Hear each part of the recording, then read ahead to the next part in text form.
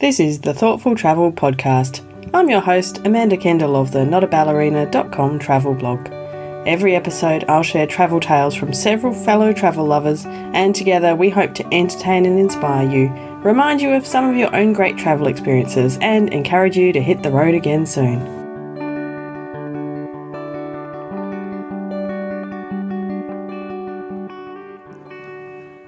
Hello and welcome to episode 194 of the Thoughtful Travel Podcast.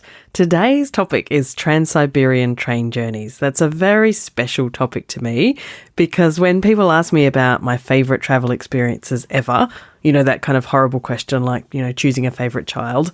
Well, I actually can choose a few favourite children, and one of them is this, taking the Trans-Siberian. I dreamt of taking that trip for many, many years. I don't even know how I came across it initially, but I had Paul Theroux's book, The Great Railway Bazaar, and the Trans-Siberian section of that just enthralled me. And I long had an interest in Eastern European history, and perhaps that all combined, I don't know, but I was really obsessed with taking the Trans-Siberian. And finally, back in 2003, I did. It was between teaching in Japan and moving on to new jobs in what turned out to be Bratislava. When we embarked on the Trans-Siberian, we thought we were going to work in Prague, but that's another story. Anyway, so I was lucky enough to be able to take the Trans-Siberian from Vladivostok all the way across to Moscow, and then we added on St. Petersburg in the end. Spent about 2 weeks traversing Russia and stopping at, I think, 3 different stops along the way. It was absolutely incredible experience, something I would actually long to repeat, perhaps in reverse, perhaps, well, what I'd really, really like to do is take the whole trip, the full week on the Trans-Siberian uninterrupted, not getting off, because I love the feeling of sitting on a train. I know fellow train lovers will understand that it's just a really, really cool thing to do. And speaking of fellow train lovers, I felt really lucky for this episode to be able to speak to some other guests who have also had Trans-Siberian experiences. So my first guest today is Catherine Marshall, and she took the Trans-Siberian quite recently, just in 2019. Actually, the original Trans-Siberian, as you know, is the train that runs from Moscow to Vladivostok. The real thing. That's the real deal. And so it was a dream of mine to do it. I love train travel, and I thought it would be a wonderful thing to do. And I was approaching a milestone birthday. But the problem is my birthday is in January, on the 4th of January. And I thought, well, that's going to be pretty much impossible to accomplish. And I was in Russia about 18 months before this particular birthday. And I mentioned to the guide that I really would have loved to have done the Trans-Siberian for my birthday. And she said, well, of course you can do it for your birthday. In fact, winter's the best time to do the Trans-Siberian journey. Ooh, it sounds so cold. So I got home and I started plotting. And anyway, we decided to do it. I had a number of family members who wanted to do this trip with me, young adult children, and a sister of mine and her young adult children and a couple of their partners. Oh my gosh, the whole gang. How many were you? There were 11 of us. Oh, how fun. It was a lot of fun. So we started in St. Petersburg, which of course was a bit of a shock. We arrived just before Christmas Eve, and of course it was very cold. It was probably around -8 degrees. But that proved to be positively balmy once we'd reached Siberia itself. Oh, that's scary. Longing for the balmy weather of St. Petersburg. We took an overnight train from St. Petersburg to Moscow, and that was one of the newer trains. And so my family members said, oh, this isn't so bad. I said, well, hang on. This is not what it's really like. Yeah, don't speak too soon. And then from Moscow, we then, boarded the actual Trans-Siberian, took a quick photograph in front of the monument for the Trans-Siberian Railroad, jumped on the train just before midnight, and off we set. And because we were traveling as a large group and we had a limited amount of time, we had booked a private group tour. And we had a few stops along the way. So we stopped firstly at Yekaterinburg, which was really fascinating. Of course, you've got the history of the Romanovs. And so we spent several days there. We actually had New Year's Eve there, which we spent. Yeah, that was pretty amazing. It was bitterly cold. I bet. The river was just a boulevard of ice. It was absolutely magnificent, beautiful. We went and spent New Year's Eve with a local woman who cooked us local delicacies. We were with her in her flat. And we saw out the old year with vodka and welcomed the new year with champagne. I think that's the way you do it, although I probably got mixed up and eventually it was vodka, champagne, vodka. After a few of those, you don't know what you're doing, do you? Yes, exactly. So that was a lot of fun. And then walking back to our hotel, after in the new year in this kind of fairy tale landscape was really beautiful. We went to the place where you can straddle Europe and Asia. Cool. And of course the place outside of Yekaterinburg where the bodies of the Romanovs were found after so many years. Anyway, back onto the train we hopped, and of course by now the train, I think by degrees we were experiencing, we were kind of traveling back in time as far as the vintage of the train that we were traveling on for each leg was Were the concerned. trains well heated? Because when I was on in summer, they were not well air conditioned, so it was very hot on the train, but I worry in winter, maybe. Well, I'll tell you, they're actually overheated, and it's quite a problem because you need to, you have to wear summer clothes really well, a t-shirt. Oh, right, that heated. Which is pretty good, but they do actually overheat them.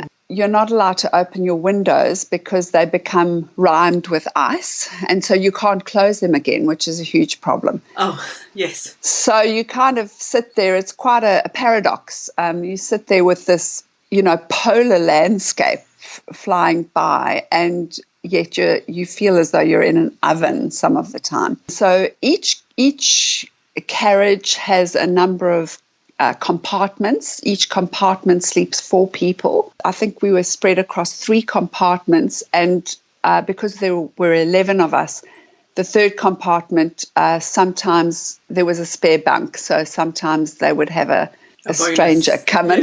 Yes. A stranger who didn't remain strange for very long. Yeah. And each carriage has a little bathroom on either end of it, so two toilets, and which comprise a toilet and a basin. I was going to say, from my memory, bathroom seems a bit of an exaggeration. Yeah, that's being a little generous there. So the toilet itself flushes directly onto the track. So you can't use it within a certain distance of railway stations. So if you've stopped on a platform, the toilet is closed. As you would have remembered, you have a lot of stops along the way. Some of them would last, for a minute. Some of them would last for a couple of hours. Those would mostly be in the middle of the night, though. But they were a lot of fun because you'd get off into the bitter cold. You'd have to rug up, in your heated compartment, and then jump onto this icy platform and try and come to terms with this cold which you'd forgotten about. Oh, yeah, that's weird. I have a photograph of my nephew standing on one of the platforms in his shorts and t-shirt. Oh, gosh. I always remember being very scared about not getting back on the train in time because I read in my Lonely Planet guide that they would just leave without you. Yes, absolutely, and that's true. They will they're very. In fact, they operate with Swiss precision. I feel that was something I was concerned about, even though my children are older. Nonetheless, you don't want to leave them somewhere in a village in Russia, do you? Yeah, exactly, and especially in minus 20, minus 25 degrees. Especially.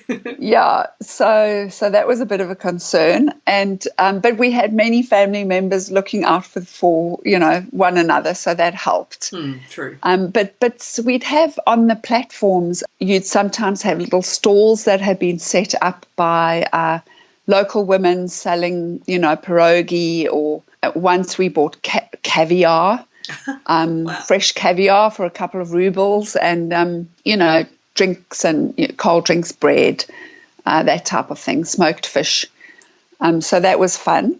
And then after Yekaterinburg, we stopped at, we got off at Ulan-Ude, which is in the Autonomous Republic of Buryatia. And this was on the actual day of my milestone birthday. I was wondering where you were going to have celebrated your birthday. Yeah. This was my 50th birthday, and it couldn't have worked out better, I feel. It was quite serendipitous, I think, because we arrived at the station. We actually passed through Irkutsk very early that morning, so got off onto this platform just shrouded in fog, looking very ethereal, with the train lights. And then we carried on, and we skirted the southern end of the lake, and it was very slushy. This is Lake Baikal, of course. And then the rail line sort of runs along the southeastern edge of the lake. Lake Baikal, yeah. And as we progressed northwards, the lake became more solidified, more frozen. Yeah. So it was absolutely fascinating to be able to watch this. And thankfully we were on the right side, so our compartment overlooked the lake. Perfect. But of course, you can go into the corridor. The corridor, and it's full of windows, so you would be able to see it anyway. But so that was great. Got off at Ulan-Ude and spent a few days there. And that was kind of the center point of the trip, because it was the day that I celebrated my birthday that we arrived there.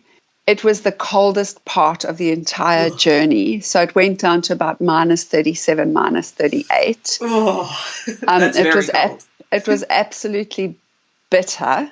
And it was probably the most exhilarating part of the journey, because we went and we stayed at a little village right on Lake Baikal. It was pretty much shut down. There were a few people going about their business, just really not very many. And so we felt as though we had the place to ourselves. We were staying at a little kind of lodge, and so we had all our meals prepared for us and so on. They had a banya, which is a Russian sauna, and so we had this banya and ran out into the snow in the -37 degrees and bathed ourselves in the snow, and then of course for maybe a couple of seconds and then ran back in.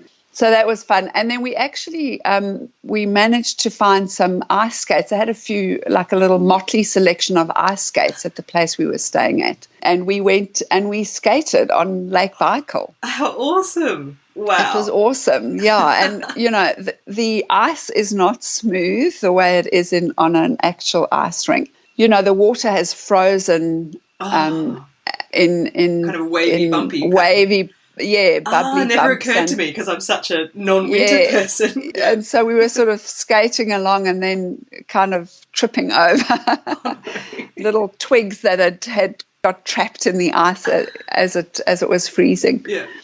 So that was fun. And then we got back on, and the last part of the journey was Ulan-Ude to Vladivostok. Right. And of course, then by the time we got to Vladivostok, it was, the sun was shining, and it was around maybe -4, -6 degrees. The bay, there's a beautiful bay there which was frozen, which we walked out on and watched the sunset, just absolutely magnificent. Wow. And spent a couple of days there, but actually felt that we could have done with a few more days. Vladivostok really seems to be quite an up-and-coming city. It has a great restaurant scene, lovely coffee shops. We did a few great walks around there. They've got a beautiful, fairly new theatre. So we were just pretty impressed with. We hadn't expected to be impressed with Vladivostok, and we really were. But I have to say, by the time we got, people have said to us, well, did you fight? Did you all get on? We're still, more than a year later, we're still really pinching ourselves. We reminisce about it every time we get together. We say, how are we ever going to eclipse that? So much of Catherine's Trans-Siberian experience sounds so familiar to me, and yet it's also so opposite in a few ways. The opposite direction, the very opposite season. I'm still not quite sure how I'd cope with the winter version of the Trans-Siberian, but I am intrigued to try. And I also think it's just a fabulous idea for a trip for a significant round-numbered birthday. So it's got me thinking about what I'm going to do for my next big birthday as well. Now, my next guest today is Cindy Siano, and she took the Trans-Siberian considerably earlier than Catherine, and even quite a lot earlier than me, way back in 1995. So it was really interesting to hear about what was the same and what was different. We took a train from Vladivostok to Moscow. So that's the Trans-Siberian that where you are on the train for 6 nights and 7 days. Yes. Yeah. Fabulous. So, we thought we'd break up the trip and stop at Lake Baikal on the way. So, we didn't know how they organized us on the train. It was quite a rigmarole getting the visa for Russia and organizing the trip itself, but never mind. We got on the train. And we thought, oh, this is great. We're sharing a cabin with a young couple from California. And we put all our gear into the cabin. We step outside to look out the window, stretch our arms out, and we look at the next cabin. And there's a guy with a T-shirt with Dockers on it. No. Okay. And we didn't get very far from home, did we? For the benefit of non-Perth listeners, that is one of our local football teams. Right. Yeah. So as it turns out, they only came from not very many suburbs away from where we live. No way. So anyway, we were on the train for, I guess it would have been 3 nights, and we stopped at Lake Baikal. The plan was to homestay with a Russian woman there who didn't speak a word of English, and we didn't speak a word of Russian. Honestly, I think, I didn't even know what Nozdrovia meant. I had nothing. And we had a travel agent who stayed with us who spoke both languages. So we thought, well, that's really the only way we're going to survive. So that's good. So this woman lived in this a house that we had never seen before, like this kind of house, because we're used to warm climates. And this house was designed and built for very cold climates. And so there was big padding and insulation on the doors. And she had a little bit of an outhouse that had the bath in it. And despite the fact that she was living right on Lake Baikal, they actually had water delivered to them. Oh, no. And, yeah. And bath time is at 8 o'clock at night. And if you miss that, too bad. Oh. And of course, we'd been on the train for 3 days pretty much dying to have any kind of shower or bath.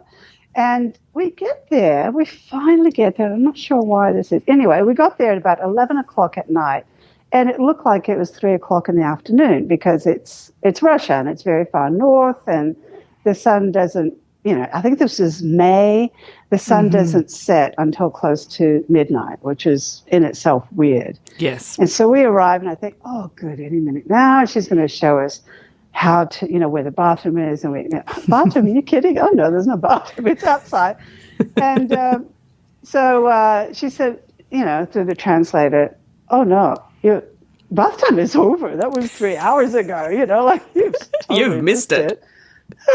Okay, so we'll wait till the next day. So we're looking around this house, and she's got these beautiful, huge rugs up on the wall, and the floors are painted shiny red in one room, shiny bright yellow in another room.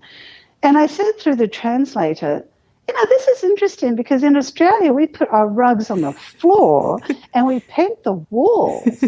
And she looked at me like I was crazy, but then you walk on the rugs, that makes them all dirty. And I said, yeah, I guess that is a bit crazy, isn't it? I mean, we had just come from living in Japan for 5 years, so I had great respect for taking off your shoes and walking in your slippers to keep the floors clean. I had great respect for that because they live on the floor. So I was already thinking it was crazy that we wear our shoes at home, and of course here's another level where you certainly wouldn't put rugs on the floor, so that was quite interesting. So then of course it was dinner time, and it was time to have a stew. Actually, it wasn't borscht because we'd had that on the train, and I had already learned that borscht was bright red with the only vegetable in the world I don't eat, and that's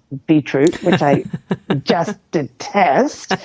And I learned very quickly that the bits that sink are the potatoes and the bits that float are the fat. And so I very politely said to this woman, look, I actually don't eat fat, I eat meat, but I'm sorry, I just can't eat fat. I hear you. She said to me, man, you would not, I mean, this is, in her Russian, of course, you would not survive in Russia. We have to eat fat to keep warm. That's it. So it seemed that Cindy's homestay experiences in Russia were as fascinating as mine. I had some really awesome ones I have to tell you about in another episode sometime. But we also went on to talk about the provenitsas on the train, for example. And Cindy wanted to know if I knew a particularly famous one. Did you see the train attendant with the gold teeth, the Russian woman with the gold teeth? No, I did not. She was a bit scary. Well, the ones I met were scary, but they were gold toothless. Well, maybe I didn't even look at their face because I was so terrified of most of them. But yeah, the Trans-Siberian was just man, that was amazing. And you stop at the train stations, and there are people selling things, and they could be anything from a cooked chicken wrapped in tea towels to a single garment hanging on a hanger. It's just amazing. The poverty was a bit of an eye-opener, I think. Yeah, and I wonder, you being a decade earlier, was it worse? Yeah, I wonder as well. They didn't have the Trans-Siberian operational all year, and in those days they only just opened it in May, which is when we went. Oh, right. And yeah, so the tracks were just so iced over that it was too hard to maintain them and for the trains to go across. So they only ran it for part of the year. Ah, interesting. But I'm intrigued that you had obviously like several other tourists on your train. You said you shared a cabin with I can't remember, Canadians, and the Dockers guy was obviously a tourist too. Yeah. Yeah, I think what they did, because it was easy for them to keep an eye on us, they put all the non-Russian people together in one carriage, and that it was easy to bunch us all together. I did go on to tell Cindy that I had no other tourists in my whole experience across the Trans-Siberian. We were the only ones that we ever found, which was quite a weird feeling. But it was a great way to meet lots of local Russians as well. And anyway, it's still an experience I would love to repeat in many different ways, perhaps. I wonder what opportunities will come my way, fingers crossed. Anyway, if you have had an experience on the Trans-Siberian or would like to, come and chat to us about it. Come along to the Facebook group for Thoughtful Travellers. Just search for Thoughtful Travellers in Facebook, or hit up the link in the show notes. The show notes for this episode are at notaballerina.com/194. So thank you very much for listening. I hope I have whet your appetite to take a ride on the Trans-Siberian. Thank you so much to these wonderful guests who shared their tales. First up, a big thanks to Catherine Marshall. You can find her at a coming soon website, catherinemarshall.com.au. By the time you listen to this, if it's in the future, it should be there. And also you can read more from Catherine and friends at her joint blog, Time to Wander, at timetowander.com.au. And also a huge thanks to Cindy Siano. Cindy is a family video producer, and you can find her work at lifeandtimesvideo.com.au. Don't forget, you can also show your support for the podcast using our Patreon link, and you will find that through notaballerina.com/support. As always, thank you very much for listening.